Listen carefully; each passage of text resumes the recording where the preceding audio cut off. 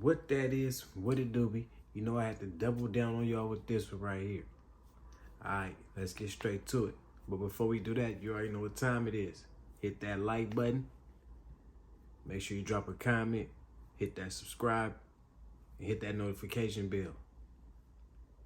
Yeah, hit that like button for Shirley. Yep, subscribe. Notification. Alright, yeah, good looking. Yeah, for Shirley. Alright, now, let's get straight to it. Man, this Breonna Taylor thing, man, happened in 2020. Last year, the state picked up the case. If you don't know, Breonna Taylor was murdered by the cops on a raid, like a false raid. At the time, we didn't know it was a false raid. They said they was looking for her ex-boyfriend, and her previous boyfriend was with her at her house when the police kicked her door in. And they didn't scream police, nothing. They kicked the door in. He thought it was some intruders. He get the firing at the door. They get the firing inside the house. And the officer outside the house fired from the side of the house inside the window in the house, which struck Breonna Taylor and killed her. That was in 2020, like March 2020. March 13, 2020. 2 years ago. It's some change. We in August now. So, in 2021, after the George Floyd thing, 2021, the cops get arrested. But the charges was dismissed. You know what I mean? And that was last year. Case didn't last that long. Trial didn't last that long. Got dismissed.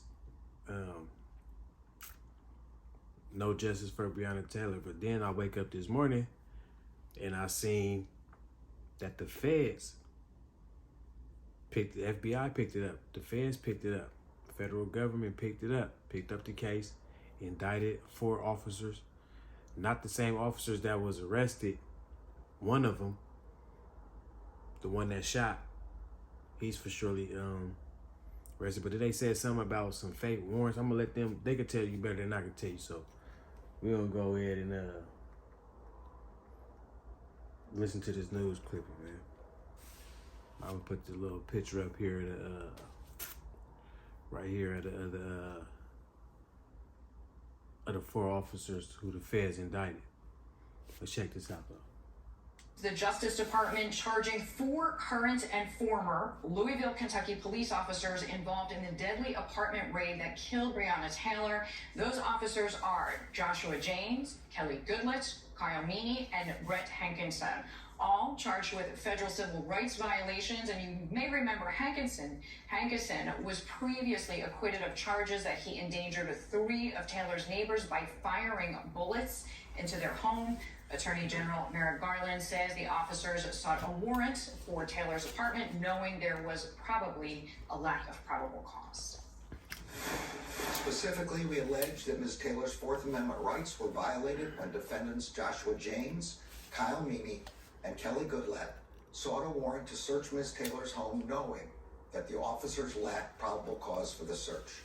Breonna Taylor should be alive today.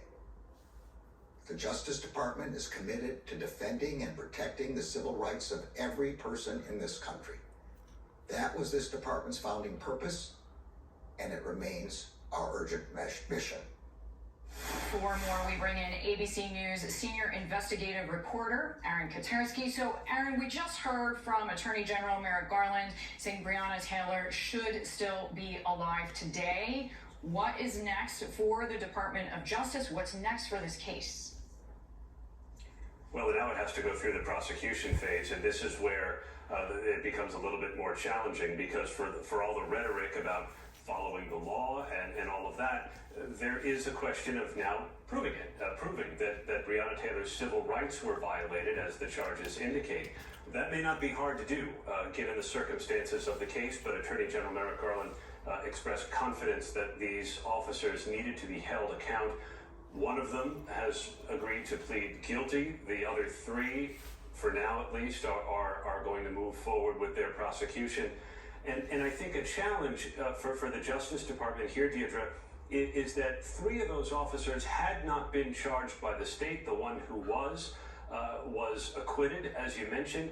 But Attorney General Garland said that sometimes there are crimes that the federal government alleges that need to be vindicated, and when they're not vindicated by the state, that's when the Justice Department needs to step in. So, Aaron, what do the civil charges mean for the involved officers? What does this really change in their lives?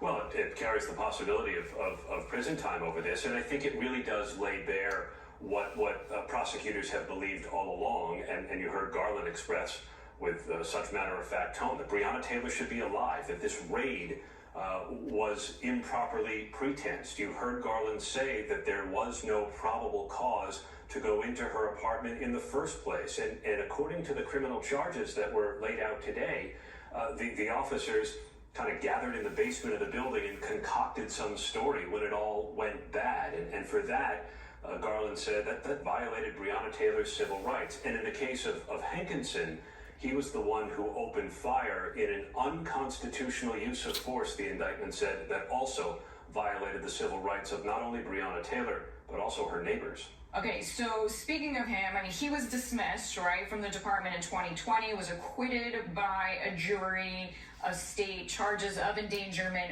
earlier this year in Louisville. How do these federal charges differ from the state charges? Well, it's clearly a different things that the government is now going to have to prove, and in some ways they don't necessarily need to prove every single fact of the case. They need to prove how his discharge of the firearm ended up violating the civil rights because, again, it was improperly predicated. And it could get a little bit confusing for a jury, perhaps, but clearly the Justice Department thinks putting other lives in danger after the officer had been fired upon by Breonna Taylor's boyfriend, thinking that there were intruders inside the apartment. And the way that this all went down was of such fault, Deirdre, that the Attorney General said, all these officers need to be held to account. Indeed. And we know Breonna Taylor's family and attorney also spoke today. We have part of the comments here.